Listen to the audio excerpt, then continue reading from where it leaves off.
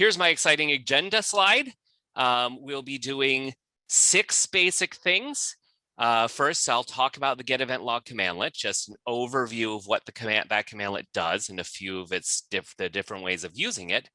Then we'll talk about how to dump the logs for later analysis, because one of the things about reading security logs is you want to make sure that they don't disappear. So we can dump them and we can analyze them later on, and I'll show you how we can do that. I do want to talk about the difference between group object and the group by parameter, because that's something which often causes confusion. And one of the things we'll be doing when we analyze the event logs is we'll want to count up how many different types of events of different categories are occurring. And so we'll look at those two and what they do and what they don't do. Then we'll talk about different ways to filter. So filtering built right into the Get Event Log Commandlet, and then filtering which we can't do using the Get Event Log Commandlet, which will show us the importance of learning the where object command. I'll talk about extracting what you need now that you've found the log events which you're interested in. How do we extract them? How do we create a report out of them? How do we put them into a spreadsheet or into an XML document or into an HTML report? How are we going to take just the data that we need to save? And then, assuming there's send, I'll make time for it. Hey, we'll make sure we have time for it. A quick intro to regular expressions, because regular expressions let you take your monitoring to the next level. And I'll do a demonstration of how PowerShell can work with regular expressions. And there we go. So with that being said, end of slides. What I'm going to do is I have a virtual machine. I'm going to do most of this in a virtual environment. This is the same virtual environment that we use in our PowerShell introductory class. And I may, for different reasons, come out and hang on, I can't talk and select at the same time. Okay, type password. There we go. I may come out and visit PowerShell on my own personal machine once for one particular demonstration, but mostly I'll do it in here.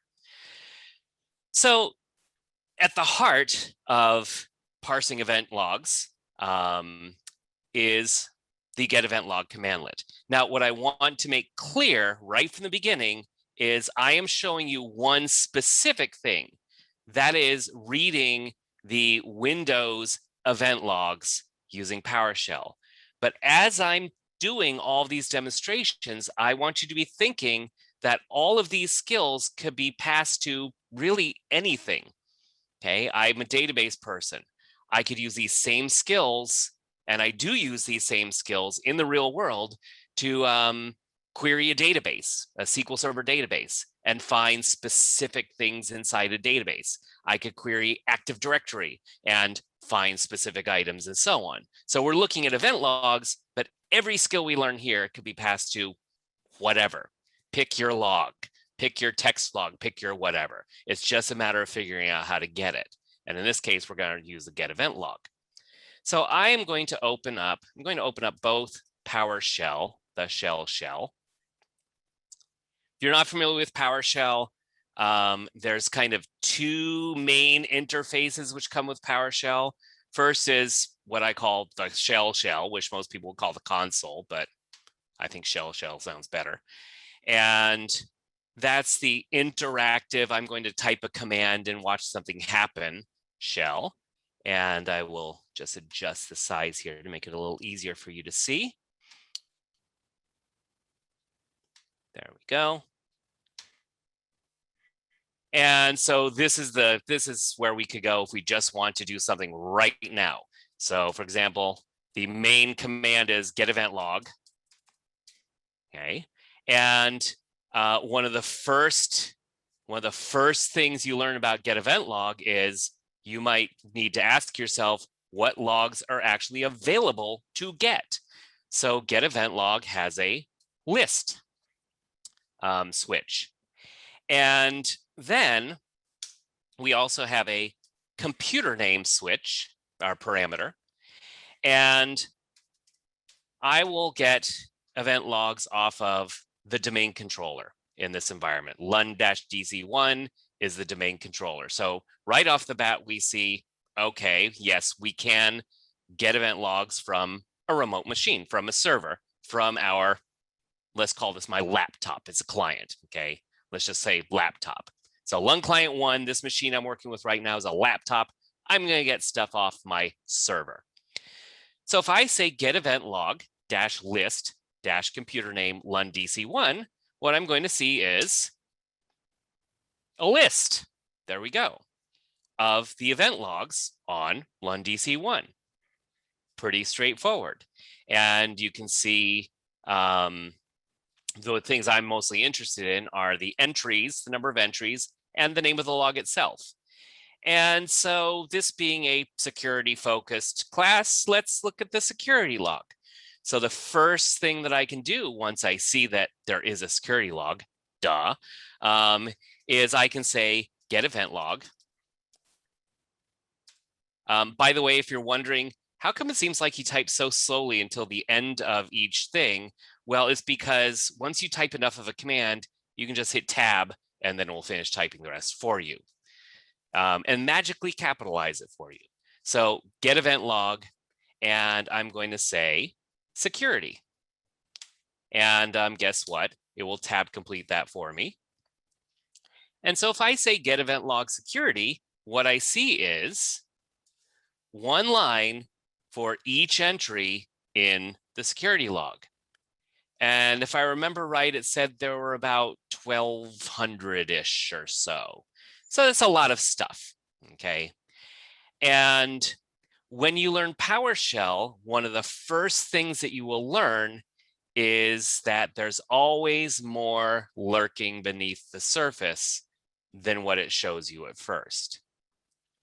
So here we can see that there's an ID number, and there's a date time, and there's usually it says success, but there's maybe success warning error.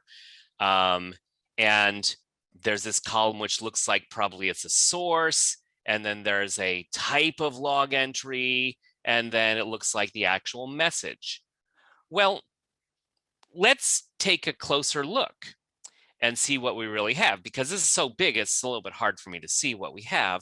So I'm going to, first little trick is I want to look at just one log entry. I want to look at just one log entry, just so I can focus and really see what we have available. So how am I going to look at just one log entry? There's a bunch of ways I could do that, but the way that I'm going to do it is I'm going to say get event log security, and there is a switch or a parameter called newest, and I'll say 1. Get me the latest log entry. Get me the last one that went in. And okay, so I can see it was quite recently, actually.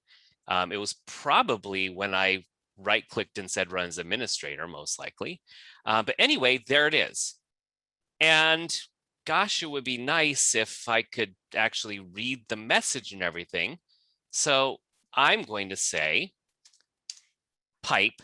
Now, if you're brand spanking new to PowerShell, pipe is the most exciting thing that you'll find at first about PowerShell. Pipe says, I like to say that a pipe says, but wait, there's more. Don't just show me what you feel like showing me. Let's do something with this.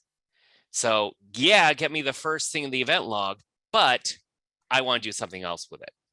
And in this case, I'm going to say format list star. Format list star says, in essence, and again, I'm giving you the abbreviated version of everything because I've got a lot to do in a short amount of time. But format list star basically says, show me everything I got. Show me everything that we have about this log entry. And you can see on the left, we have properties. So we have an event ID, a machine name, data, and so on. The message obviously is the big one.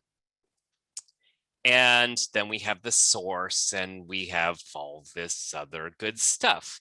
So a log entry shows us all of this. as you would expect it to, because if you work with the event log like in the GUI and the event viewer, this is the sort of stuff you could see. So that's, my first thing is the basics of the Get Event Log command. Well, the Get Event Log command lets you first show me a list. By the way, I'm supposed to be doing the computer name LUNDC1. Let me do that. Computer, I know how to spell. Computer, here's where tab complete comes in. Boom, LUNDC1. There we go. There we go. That's the last thing on the domain controller. Let's keep working with the domain controller. So, and that's a more interesting one. It's much longer. Anyway, the Get Event Log command first will let you see what logs do we have. Second, it will let you connect to another computer to see what logs they have. Obviously, it should go without saying, and we won't be talking a lot about this. Obviously, I would have to have permissions to view the log file on the other computer. Different day, different class. But anyway, I can query another computer to say, show me the logs you have. Then I can choose one log, in this case, is security, and that's one we'll stick with today. I can take a quick survey of what's in there, and using the newest parameter, I can say, let's just take a closer look at 1 or 2 or 10 or 100. And then finally, I can pipe that into format list star. There's lots of other ways we can format, but I can pipe it into format list star so I can see really the details of what's in that particular log entry. So in the bullet point that says introduction to Get Event Log, there we go.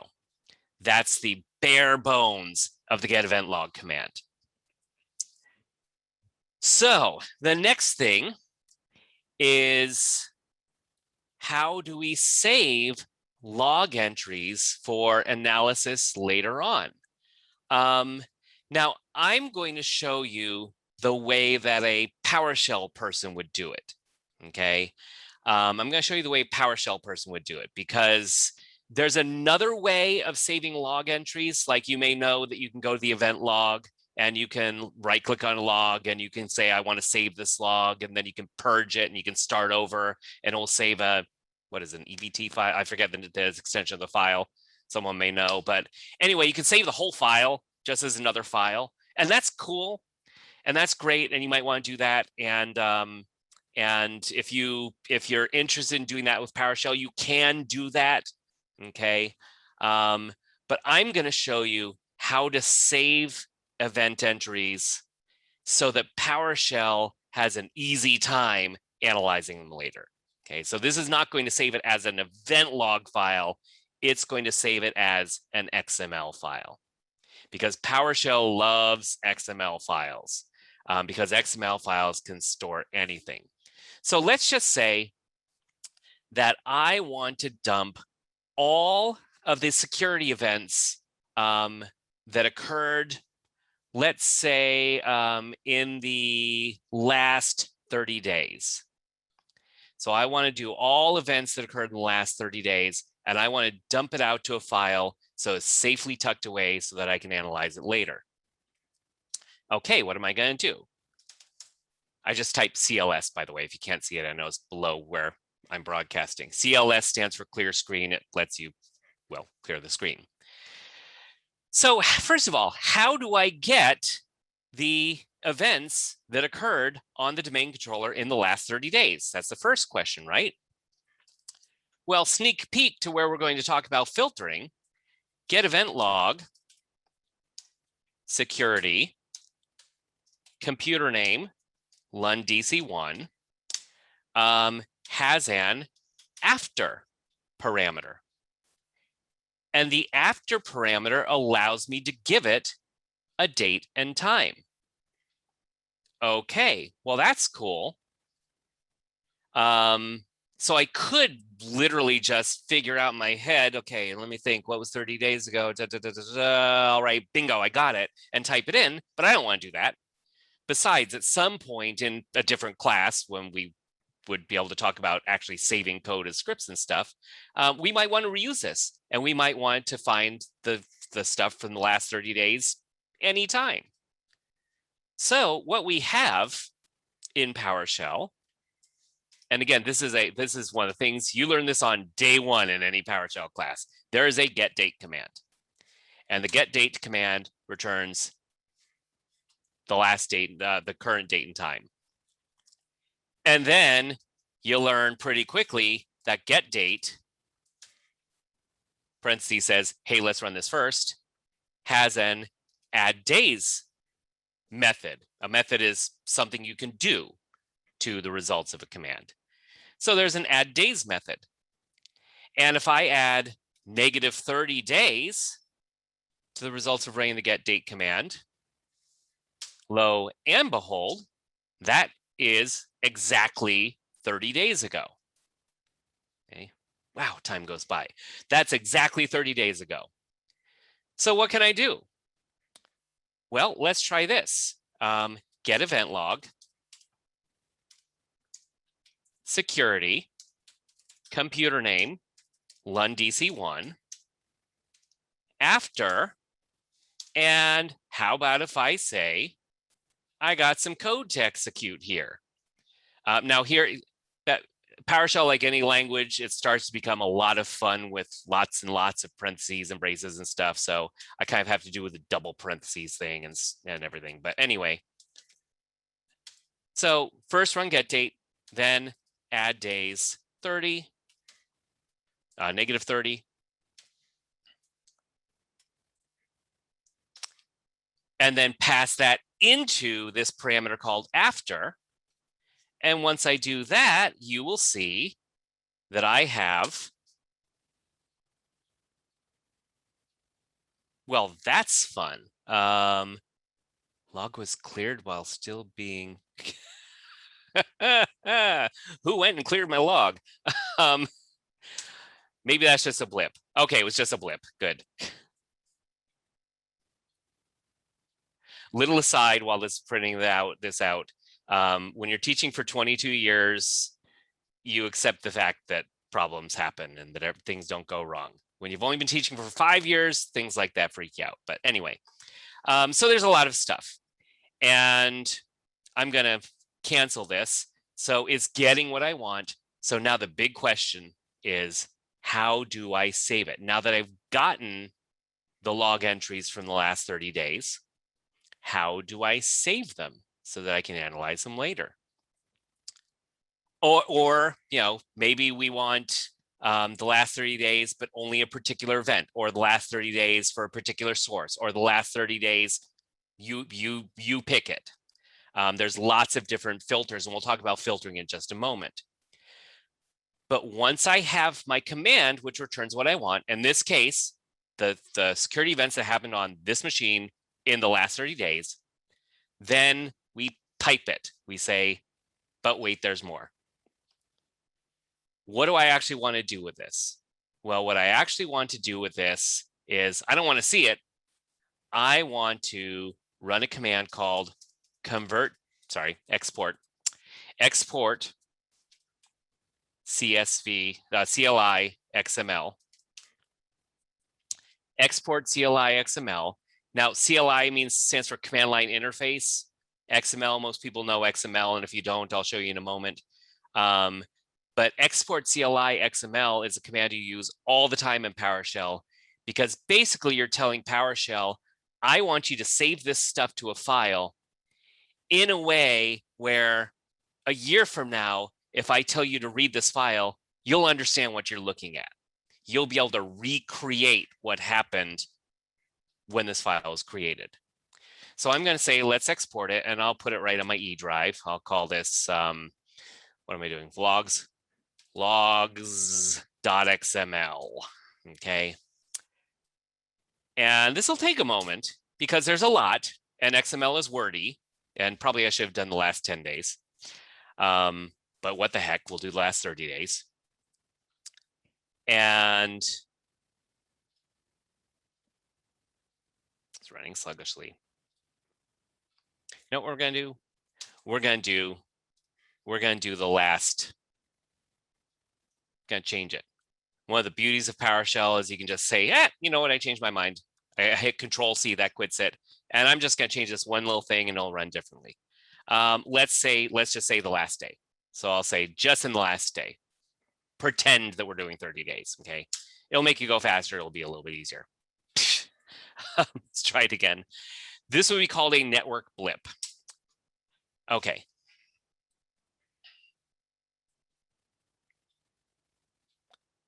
Real world problems with real world demonstrations. I'm going to come in here, Martin, real quick. There was a question in Facebook about a reference guide or any materials at the end. We will be sending the recording out. It'll be up on YouTube within the next week or so. So if you want to get access to the recordings for any of the future events, such as the security session that we're going to be having in June, we'll put up a question and ask you to chat in your email so that we can send that information out to you. Thanks, Cli. Fantastic. Yeah, and I have a couple of different references which I usually hand out when I teach a class. Okay, so that's done. So we have apparently this file called logs.xml, and let's take a look at it. Now I could open this with a notepad or within PowerShell, but sometimes it's just easier to double click on something. And if I open this up, you can see it's a megabyte. It's not massive. But this has, in an XML format, if you're not familiar with XML, it's easy enough to look it up and learn about it, but it's in an XML format, everything which was returned by that command. So that later in life, I could say, let's pretend we're later in life. Time goes by. Okay, I come back later in life, and now I need to analyze that file. So what can I do? I can open up PowerShell, and I can then say, hey, I want to import that file. So I'm going to import it into something called a variable, actually technically an array, but an array is just a variable which holds more than one thing. If you're brand spanking new to PowerShell, a variable just holds something, okay? So I'll call this logs or whatever I want to call it, and I'll say it equals import CLI XML and e logs.xml.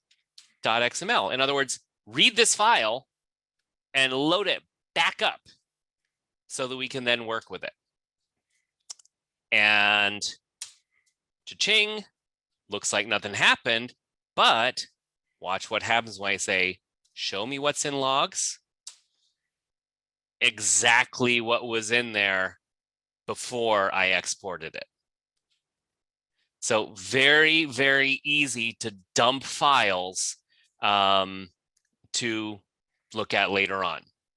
You just, let me go back to how we did that. You just run the command that gets, and this works for anything in PowerShell, not just logs. This is anything. You see something in PowerShell, you think, gosh, that's interesting. I would like to be able to look at it later. What can you do? You can run the command that creates that something. In this case, Get Event Log, security, and computer name, LUNDC1. And I said after, and I said boom, boom, get date dot add days -1, okay?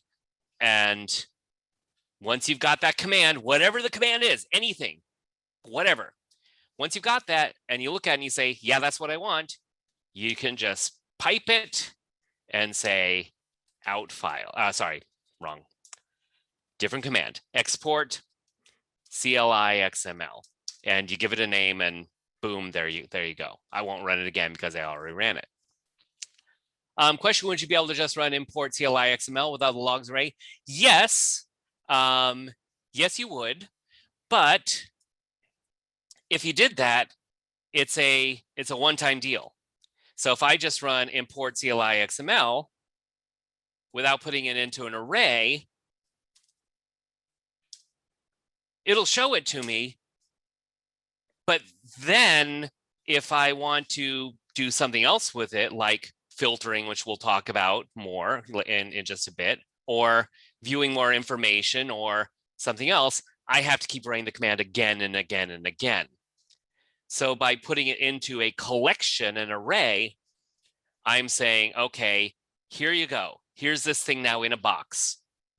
And it's there in the box. It's not going anywhere. Now we can do other things to it. So if I decide that I want to, one thing we're not going to spend a lot of time talking about is formatting. But if I decide I'm just interested, for example, in viewing format list, I'm just interested in viewing the, there's a column called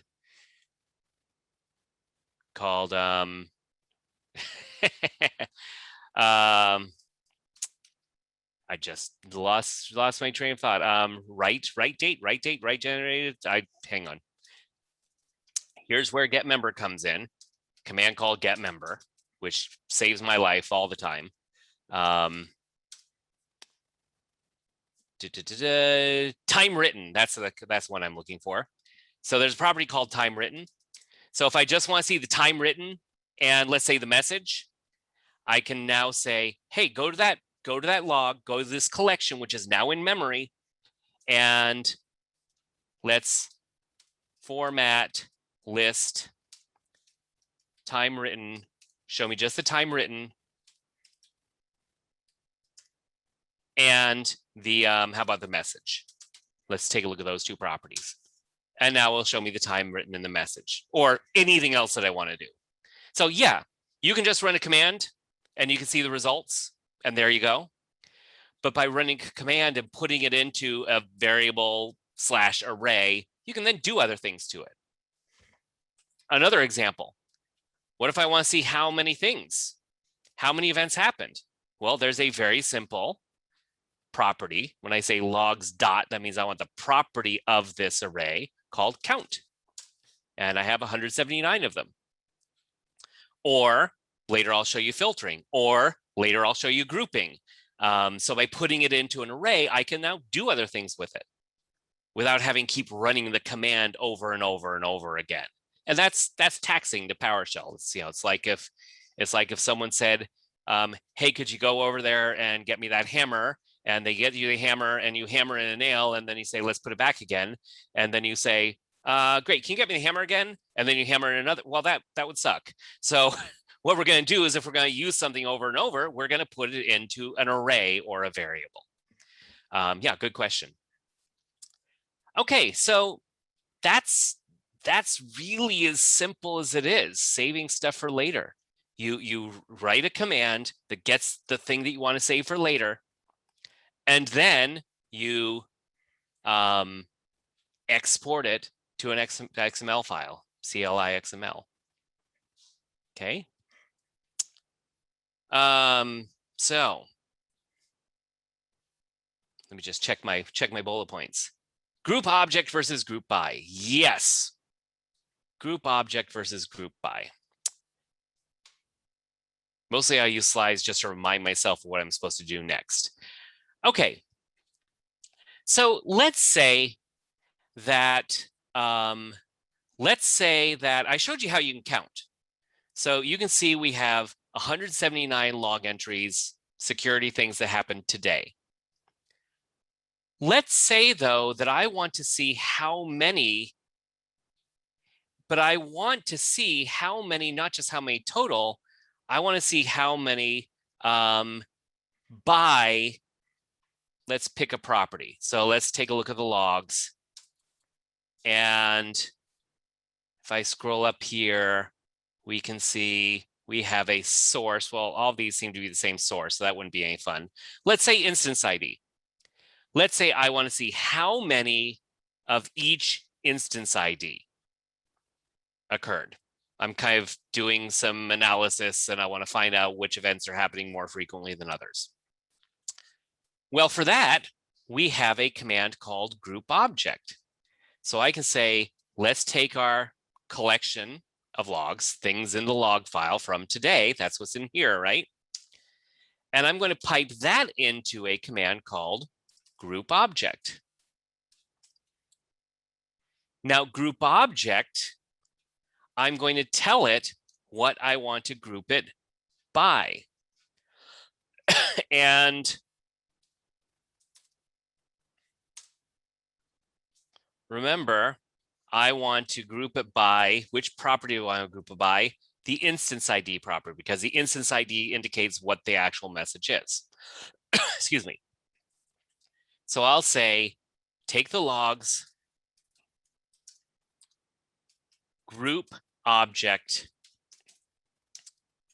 instance ID. Excuse me. And what we can see is two useful columns and one that's not quite so useful. I can see the count. I can see the, they call it name, excuse me, and then I can see the grouping. Well, the grouping in this case actually shows me each thing which is in that group, but you can see it shows it for different reasons we can't get into right now. It shows them all the same. So really all I want to see, I'm going to say, let's, here's another command for you, another free command, sort object. Excuse me, I'm going to sort it by its count in descending order. And then I'm going to say format table, and I'll say, show me just the name and the count. And so now I can see that event ID number 4624, whatever that is, I can see up there and count was successfully logged on. I'm just looking at the last screen, occurred 60 times, 4634 occurred 60 times, 4672 occurred 59 times. What if I want to do that, the same thing for my own computer for the entire log? Easy. Get event log, security, group object by instance ID, and then format table, sorry, sort. I want to sort by the count in descending order. And then I want to format table, count, and the name. And there we go, just like that. I say this a lot when I'm teaching PowerShell, a lot. You know, people get tired of it after a while, but the point is not necessarily, hey, Martin, how do I get stuff from the event log and then group it and then sort it and then format it? That's not really the question. It's not how do I do that? It's how do I sort? How do I group? How do I format? How do I get something? How do I put it all together? Because you can see that once you learn what group object does, yeah, here I'm grouping event log entries. You can group anything. Take your pick, services, Active Directory users, whatever. Pick an object, pick a property. Now you know how to group it. Yeah, here we're sorting it by count in descending order, but once you know sort, by the way, the technical command is sort object, just sort's a shortcut. Once you know how to sort, you know how to sort. So once you learn that command, you know how to sort. What do you want to sort? Take your pick. Sort users, sort security logs, sort files by size, whatever. Once you know how to, FT stands for format. I didn't realize I use the alias. Sometimes I do that without thinking about it. FT is an alias, is another name for format table. Once you know what that does, you can format anything. So yeah, once you know the basic commands, I'm showing it to you for security entries, but once you know these basic commands, sky's the limit. Whatever PowerShell can get, you can sort, you can group, you can format, and so on. So anyway, that's, you know, step off the soapbox. So I can see that, hey, the most common thing for me is 5061. So now I'm interested in seeing, all right, what's this 5061 that's occurred 286 times? Now I really want to know. All right, what can I do? I can say get event log. And wouldn't you know it, there's a parameter called instance ID. And I can say 5061. And I forgot to tell the log name, security. By the way, I'm not giving a computer name because by default, it shows me, it shows me it does a local computer, my own computer. So these are all the times where 5061 happened. All right, maybe I'm just interested in seeing more closely what exactly 5061 is. I don't need to see the list of it. I just want to investigate what's 5061. What can I do? How about if I say, get me instance 5061, newest 1, and that'll just get me the, again, let me put the log name in the next time I type it. Security. There we go. And now we already know from earlier that if I want to see everything about this, I can say format list star. Is it just about break time? I think it's anyway. Okay. There's so that is the most common event on my machine in the log file right now. And what is it? Honestly, don't know, don't care. You might, I don't. But the point is, that's the most important one. That's the most commonly occurring one. So now I can see its information. And these are basic PowerShell commands, guys. This is as basic as it gets. How do I run how do I get information? Run the command to get the information. This command, I'll show you in a few minutes how we can see different ways that we can filter it. But I use filters to find the object I want. And then I just run some core commands to pull the information I want to out of it. Okay, a couple questions I see. One of them in particular is sticking out to me as a really nice question. Is there a way to see the available commands, fields, or examples as you type? Kind of, sort of, it depends. Mostly, yes. Let me show you what I mean by that. So the deal is most of the time you can see the list of fields as you type. Now, it depends on whether I'm in the shell or I was about to go to the ISE soon, so the ISE does it differently. But if I'm running an interactive command, like if I'm saying most commands, let's say I'm doing get service return services. Let's say I just want to see a couple of properties of the services. So I'll say get service, and I'll say pipe, format, table. And if I hit tab, okay, it just tabs through all the available services. So it knows those, and it can just cycle right through them because it knows ahead of time what the properties are going to be. I don't know if Get-Eventlog does that. I don't think Get-Eventlog does that.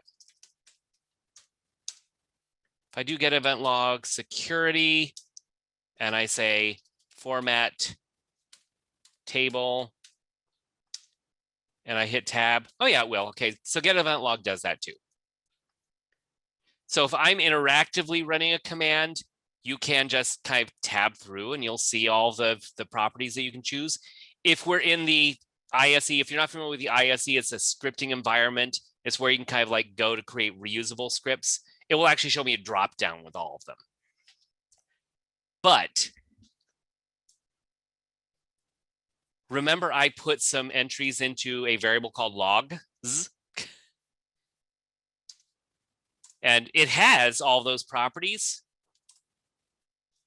But if I say logs, pipe, format, table,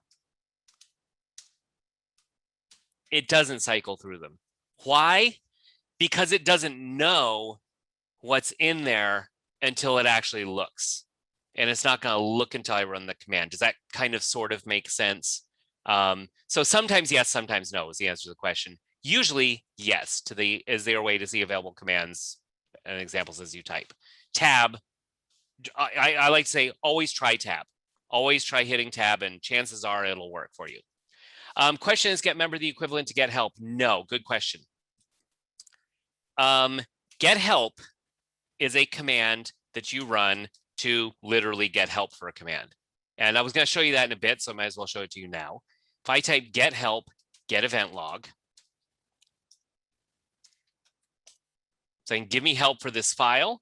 My favorite way of getting help is through what's called show window. And it'll pop up and it'll show me help. This is a descriptive help, okay? This describes how to use the command. And if I had an extra hour, we'd spend a lot of time here, but it's descriptive help. It says, here's how to use the command. And very importantly, here are the parameters we have. So this lets you see, hey, there's a before parameter. That's cool. There's a computer name parameter. There's an entry type. There's an index and so on. This shows you the parameters you're allowed to have. It shows you some examples and so on. So it's descriptive help. The question was, is get member this equivalent to get help? No, but get member is possibly even more useful than get help. But now, if you're relatively new, it's hard to understand why until you work with PowerShell a bit. But get member, if I do get event log, and I pipe that into get security, gotta say log file, security, and I pipe that into get member. Get member shows you what type of object you're looking at, and yeah, get member is a bad example of get event log because there's so many different types of things. Let's do get service. Pipe get member. This shows me, hey, look, we're looking at a service controller object. And it shows me the properties that service controller objects have. And don't really have time to get into methods in this class, but sometimes really importantly are methods, things that we can do to them. For example, there's a start method for services. So they're both discovery tools, but one's a descriptive discovery tool. Hey, here's how you use this command. And the other one lets you look, the other one is kind of almost like a diagram of an engine in a way, where it will show you a picture of here's what this all is. And then you can say, okay, now I know how to. So hopefully that somewhat answers the question. I think it's time for a good break, Martin. Get some water and use in the restroom. Sure. Yeah, let me see. Where am I? Am I at the halfway point? I did group object. Can you give me 1 minute? Can you give me 1 minute? Okay. So because I did say group object versus group by. So group object is cool. It's great. It's fantastic. Helps you count things. My point here is group by is a completely different thing. So let's go back to our logs. Group by is a parameter of the format commands. So let's say I do format table, and I say I want to see the just the time written. I don't know why I can't remember the name of that. Time written and the message.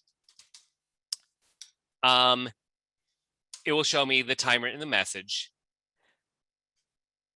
But if I say I want to first sort it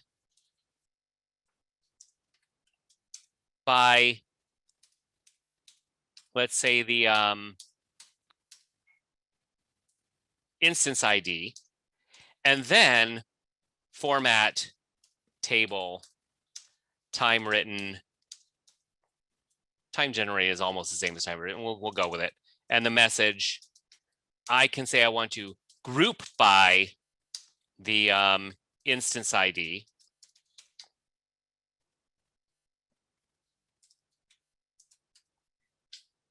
Format table time generated message group by instance ID. I'm just a little concerned because it didn't tab complete that, but we'll see what happens. What groupby does is just a display thing. So the groupby parameter works with format commands, and it's a display thing. And I kind of have to scroll up a little bit to show you. Every time we have a new instance ID, it just says, hey, here's new instance ID. So all of these are instance ID 5061. All of these are instance ID 5059, okay, and so on. So the group object command will let you count how many there are, categorize how you're counting. The group by command is a display thing. Display me all of these together, then display me all of those together, and so on. Two very different things and two very similar sounding parameters. All right, as you could probably tell by now, I could go on all day if I was allowed to, but I'm not allowed to. So I want to show you a few more cool things before my time with you is up. Okay. Yeah, I'm like that guy who, if he's allowed to keep talking all day, he will. So let me, since I don't notice something came up earlier on ISE, let me just go into the ISE. So this is the shell. This is great if you're like running individual commands, but once things A, start to get complicated, or B, you want to start reusing scripts, and we're not going to get into scripting in this class, but once you need to start reusing code, you want to have what's called a scripting environment. And in PowerShell, the one that comes with it is called the ISE. And I can just get there by typing ISE, Integrated Scripting Environment. And it will open up the PowerShell ISE. I feel like I have to say, because I know there's going to be people out there who have more experience with PowerShell. Yes, I know in today's world, most people are using VS Code instead of the ISE. Calm down. The ISE is built in. It's right here. Everyone can use it. But VS Code is more full featured than the ISE. If you don't know what the heck I'm talking about, don't worry about it. But just covering myself here, I know. Yeah, VS Code is what people are using now. ISE is built in. It's easy. That's why I demonstrate here. Okay. So what we have with the ISE is I have up top a script. It's like, piece of paper. It's like Notepad. And on the bottom, I have the shell. And so when I type a command, get event log, security, okay, and I hit enter, it goes to the next line. It assumes I have more to type. Well, if I want to run this, I then hit the run script, and it will run it down there. The idea is that I'm going to do more complicated things, which I'm about to do right now. And if I'm going to do more complicated things, I'll probably make mistakes, which I probably will in real world. I'm not going to purposely make them. I just will. And it's a lot easier to fix your mistake if you can just edit it rather than having to keep typing the same command over and over again. And once you've written a really complicated script, which does some cool stuff, you can say, cool, let me save this, and I can run it again.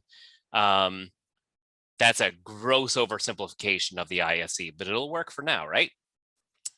So let's do get event log security. And oh, good. It looks like we have some stuff from previous years. I couldn't remember like what was on this machine. So they built this machine like back in 2017, and then they turn it off and turn it back on. So we got like event stuff from throughout history. Anyway, so the next part, what was the next part? Filtering, different ways to filter. Now I've shown you that there's all sorts of cool built-in filters for this command. Let's say that I am querying, let's just think through the scenario for a second. I want to get event log stuff from Lun DC1. There we go, from another machine. My machine, this machine here, the laptop, is going to the other machine and saying, hey, other machine, domain controller, give me all your event log stuff. And there could be 1,000 events, there could be 100,000 events. Okay, there could be a whole heck of a lot of events. And if I truly want to see everything, great, I'll say, give me everything. But if I only want, for example, the newest 100, it just wouldn't make any sense for me to say, give me everything, and then I'll figure it out from there. No, I'm going to go to that machine. I'm going to say, hey, remote machine, give me the newest 100. So that's built into this query, this built into the to the command. I'm saying other machine, give me your last 100 things. So instead of it having to send me 100,000 things or 1,000,000 things across the network, it's just sending me 100. And there we go. It's sending the newest 100. And again, we're having weird network blips, but that's what happens in virtual machines sometimes. So I'll stop querying the remote machine, okay, because it's just going slowly. So I'll query my local machine. And so local machine give me the newest 100, but you get the concept, okay? If I'm going to a remote machine, it makes sense for me to tell it, I only need 100 things. I don't need all of them. Just give me the newest 100. So the first thing we do when we're trying to filter, when we're trying to pick items out of, in this case, the event log, but really anything, filtering is the same with any command. The first thing I want to say is, does the command have that filter built in? And the Get Event Log command is a good one because it has a lot of filters built in. Give me things that happen after, before, by a certain username with a certain instance ID and so on. And that's great. But there may be times where I want to do a slightly more complex filter. Let's say, for example, that maybe I'm doing some sort of an analysis of security events, and I'm just throwing things. I'm making something off the top of my head. Payroll is let's see. Payroll for us is the 10th and the 25th, and I've got my suspicions that someone's trying to get into the payroll server, and right around the time of payroll. So let's say on the 9th, and I just want to kind of see, okay, what sorts of security events do we have on the 9th of each month, the day before payroll? Well, how am I going to do that? Well, yes, there's an after, but that's not going to work. There's other parameters here, but none of them quite are going to make it. They're going to answer that question. Show me all the security events that happen on the 9th of any month, right? I'm going to say, I'll say the 9th of any month. Why not? I'll use that example. There might not be anything. So how am I going to do that? Well, the command's not going to help me. There's no filter for that. But in a class, one of the very first commands you're going to learn, and one of the most important commands you're going to learn, is a command called whereObject. WhereObject says, I only want to return things where this is true about that object. And I don't have time to get into all the syntax, but I'll just tell you what this is doing. So what if I want to find the objects which occurred on the 9th of any month? Well, one of the things I always do in PowerShell is I say first, how do I find the 9th of any month? Well, let's do this. Remember, we have a Getdate command I can play with. And Getdate has a, look at that, it's a day. It's a day parameter. And that returns a number. Cool. So how about if I say where, and again, you'll have to give me some grace here because I don't have time to explain every little thing about this, but it's a concept that's important. So for right now, just suffice it to say that PS item means this thing that just came down the pipeline. So when we take this thing is a log event. We take this thing and we get its property called time written. I can never, for some reason, I'm always forgetting that. And then when we do that, when we return as day, so get me things from the event log where when we take its time written day, it equals, in PowerShell we say -eq, I'll say 9. I might not get anything. If I don't get anything for this, I'll try a different number. And yeah, nothing there. Let's try 13 because today's the 13th. We know we got some of them. 13. Hello. Apparently I have numlock off. 13. There we go. We got things that happened on the 13th day of any given month. Or what if I want to say, for whatever reason, the point here is you can write a pretty simple query, or you can write a really, really complicated. Let's say I only want things that happened today, but also any other day that shares the same day of the month as today. You got what I'm saying here? So figure out what day of the month it is today and find me other things which happened on the same day of any given month. Well, I can say get date dot day. Get date, run get date first dot day. So understanding you don't know all the syntax yet, but you can kind of get the concept. So find me things in the event log where that thing's time written properties day is equal to today's day. And when I run that, I get things which occurred on, now I only have May, but there's, because these machines haven't been on for long, but trust me, if there were things that occurred on April 13th or March 13th or February 13th of 2014, they'd all be showing up. And again, the point isn't, hey, Martin, how do you do that thing with the day? The point is that where object allows you to filter anything else. If there's a nice, convenient little filter built into the command, great, use it. But for the cases where that doesn't exist, where object lets you filter anything. Could I choose another property? Only things where the time written is the same as today and the month is the same as today. I could do that. I won't do it now, but I could do it. Only find me things of this particular ID. I only want things, I can combine them. Instance ID. I'll just pick one that I see on this list, 4688. So show me instance number 4688 that happened on the 13th of any month. There we go. Okay, so that's filter. That when I said multiple ways to filter, that's what I was talking about. We can filter in a command, and if we can, great, we're lucky. But where we can't, there's always this nice where object command that lets us filter after the fact. Catch is this command is run after we get all of the things from the event log. So here I'm saying, hey, other machine, give me everything.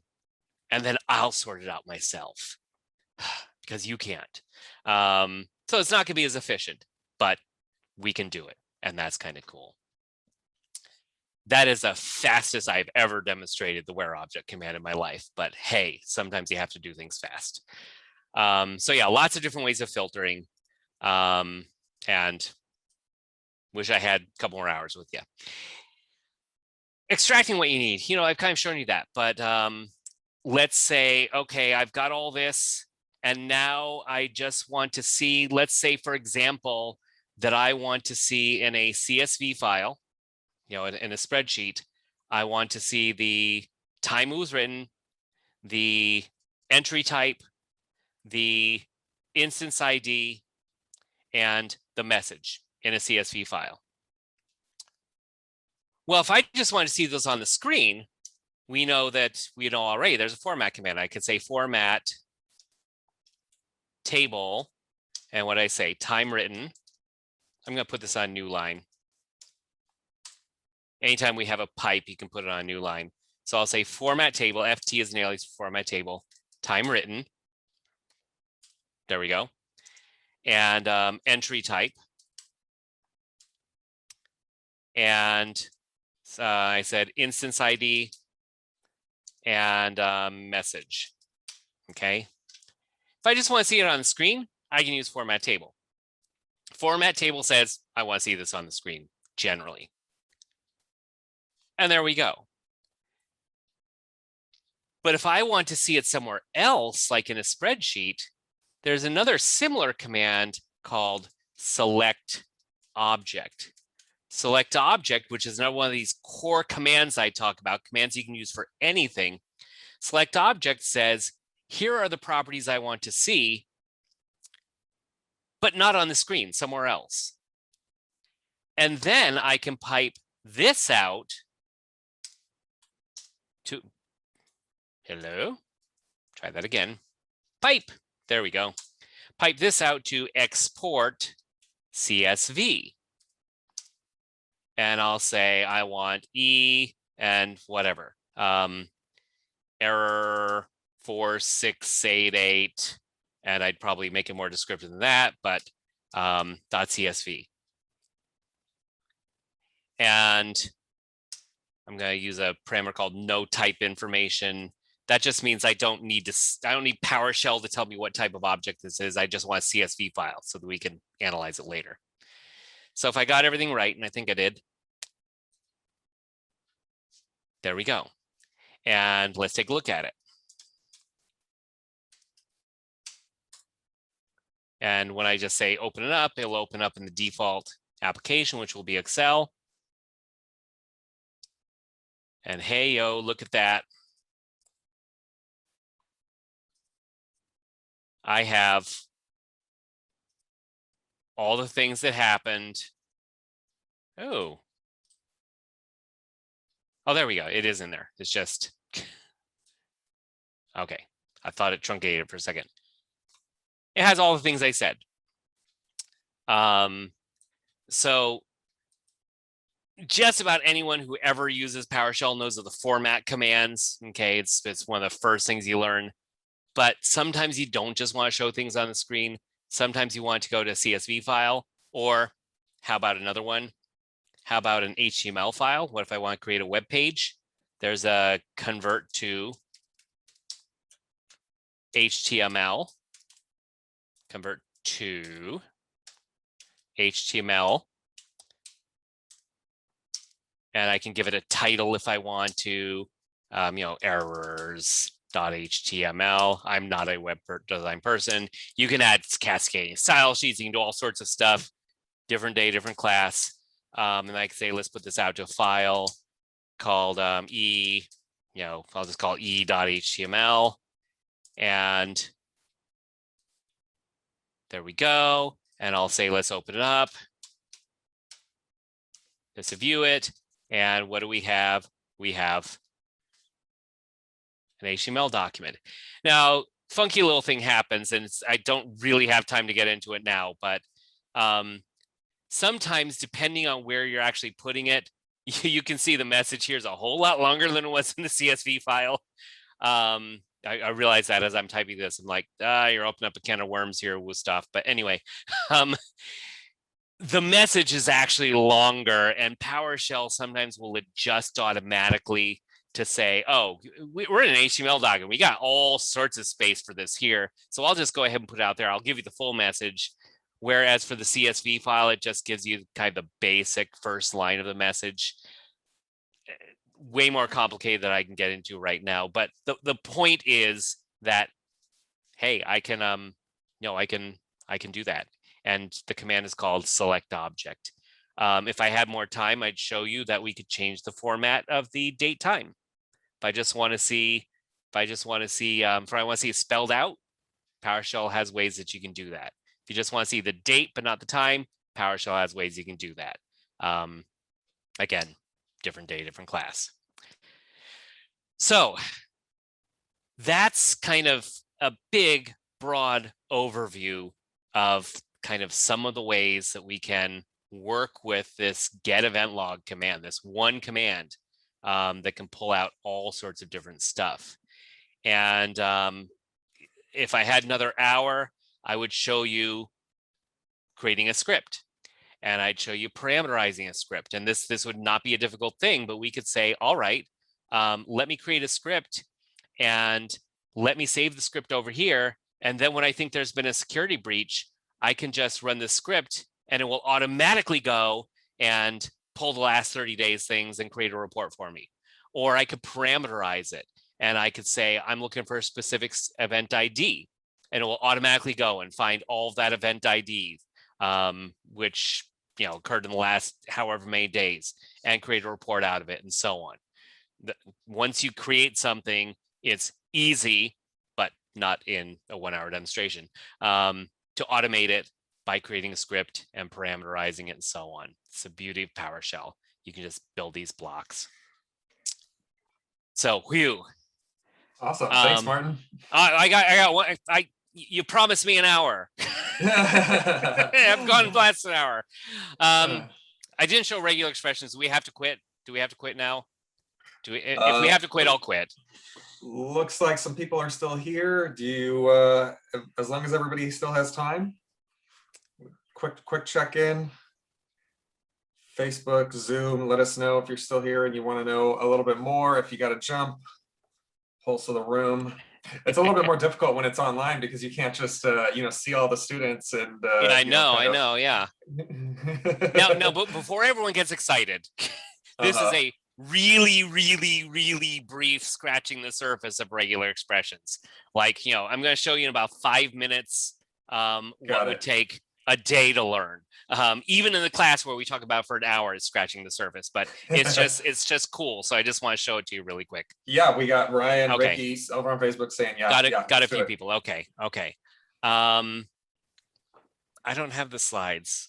There's no slides to send out.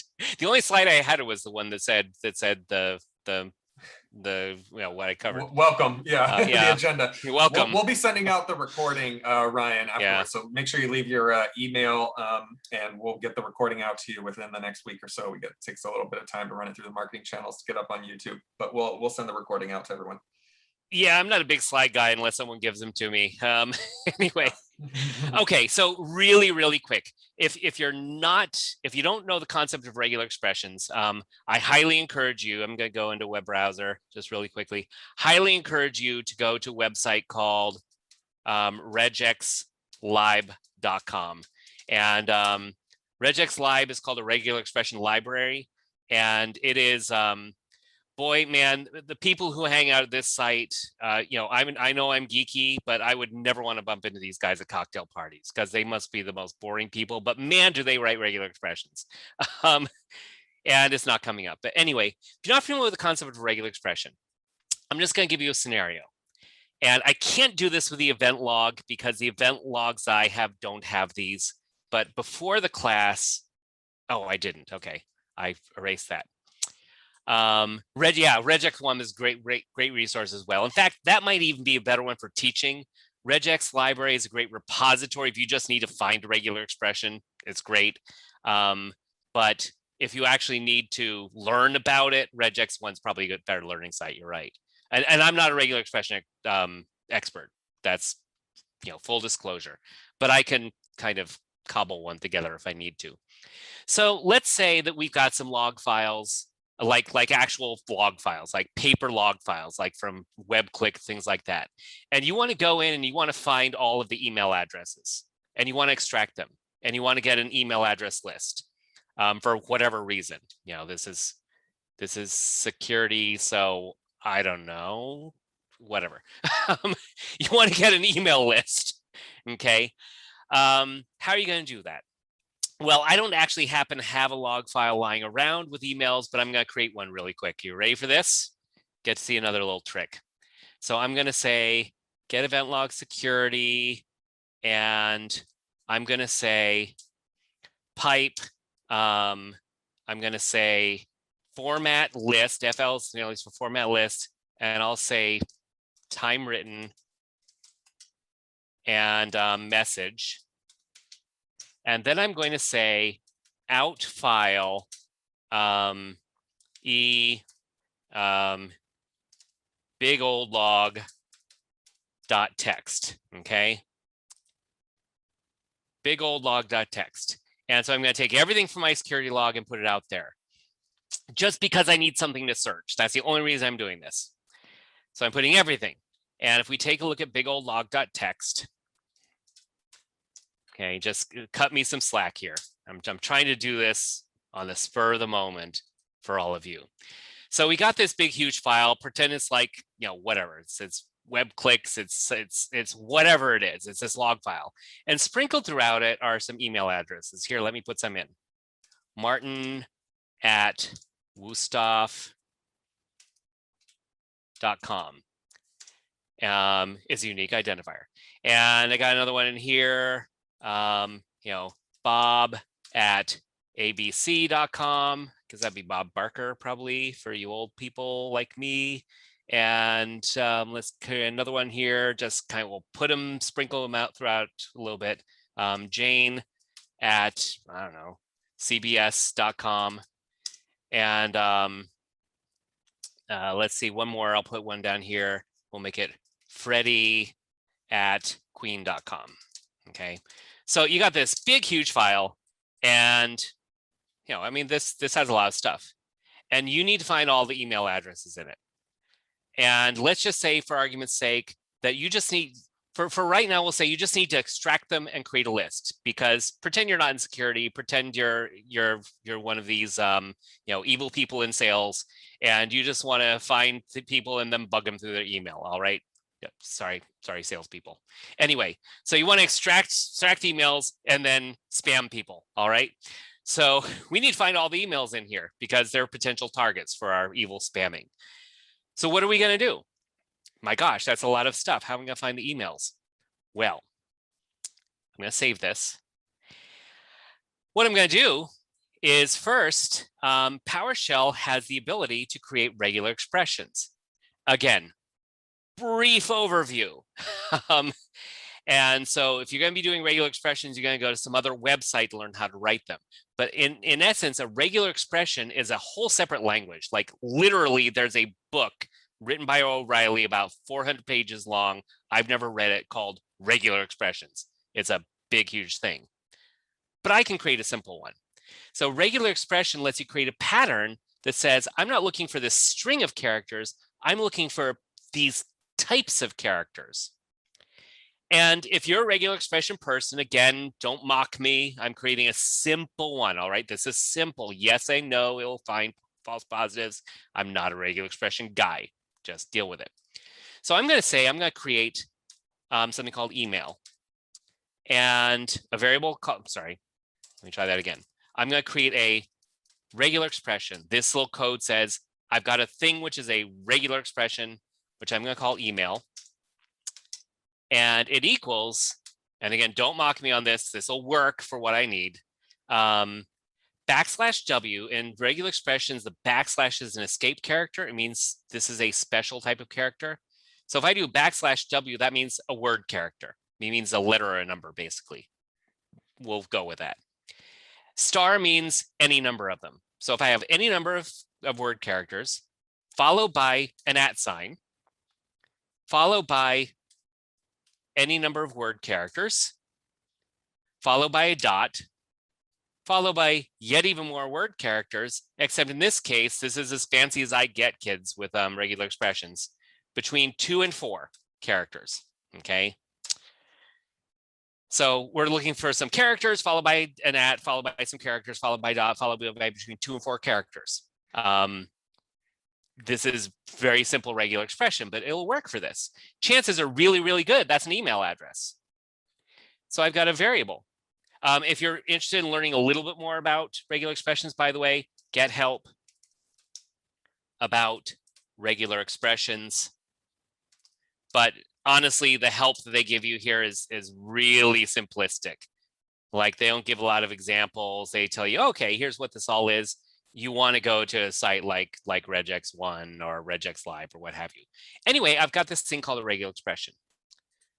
And just to demonstrate really quickly, I'm going to create another thing called string. And I'm going to put something that's not an email address in there, something that doesn't have an email address. Martin rocks, okay? Okay. I'm an instructor. We have egos. So how do I check to see? Let's pretend I can't just look at it and say, duh, that's not an email. Let's say I'm writing some sort of a loop to check through things. How do I check to see? Is there an email address in here? Well, I can, for example, say, does this email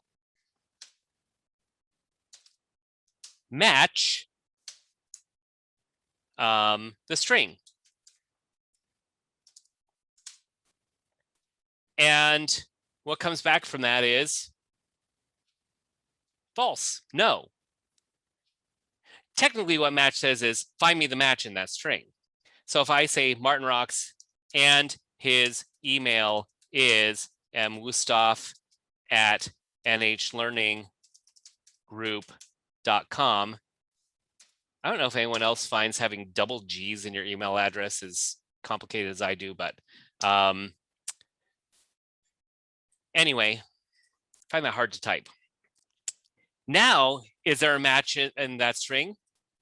Yeah, there is. True.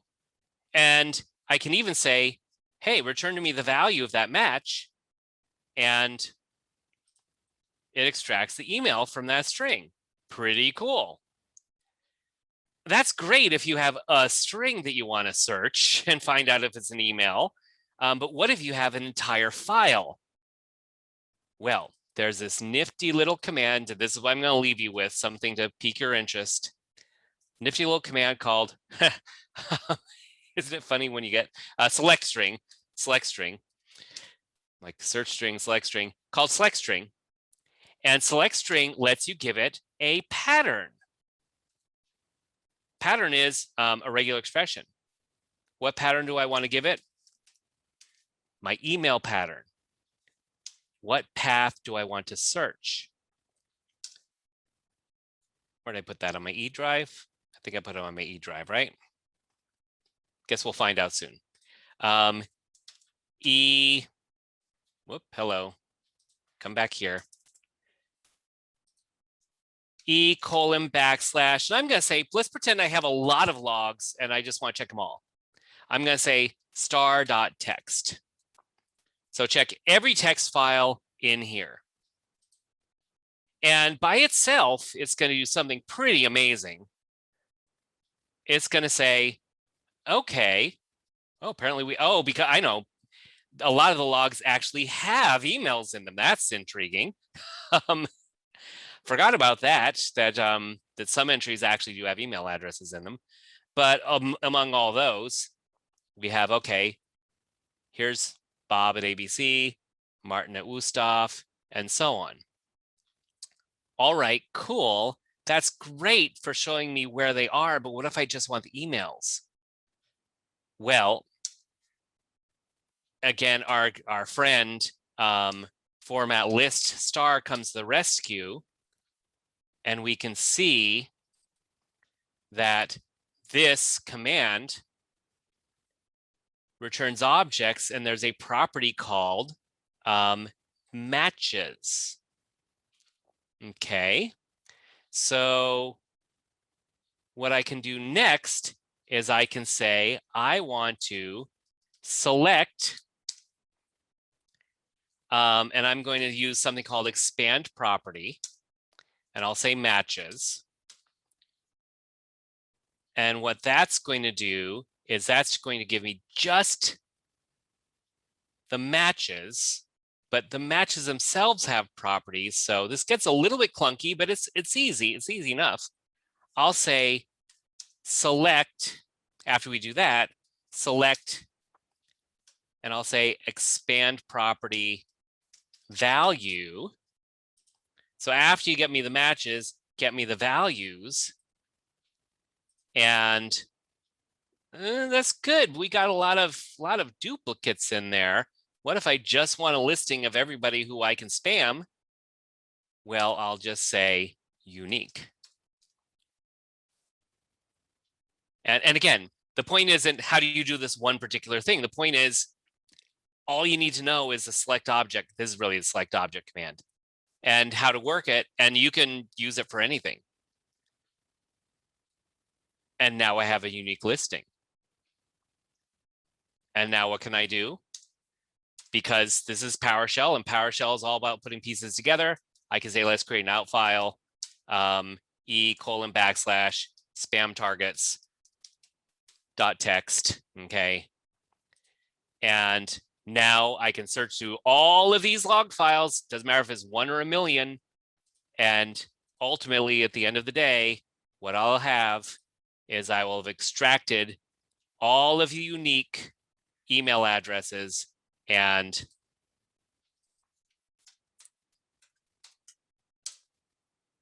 There we go. So again, scratching the surface on regular expressions. But I'll wrap it up by saying the same thing that I said at the very beginning. When you need to learn PowerShell 4, just pick anything. Pick your thing. It's all about the basics. It's all about the building blocks. Select object is easy. Square object is easy. The building blocks are easy, and then it's just a matter of putting them together. I've never done that particular demonstration before, but it's just the building blocks. So yeah, learn the building blocks and then everything else comes.